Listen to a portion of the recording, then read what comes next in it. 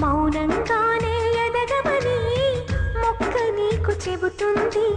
ఎదిగిన కొద్దీ ఒదగమని అర్థమందులో ఉంది. అపజయాలు కలిగిన చోటే గెలుపు పిలుపు వినిపిస్తుంది. ఆకులన్నీ రాలిన చోటే కొత్త చిగురు కనిపిస్తుంది. మౌనంగానే ఎదగమని మొక్క నీకు చెబుతుంది. ఎదిగిన కొద్దీ ఒదగమని అర్థమందులో ఉంది. అపజయాలు కలిగిన చోటే గెలుపు పిలుపు వినిపిస్తుంది.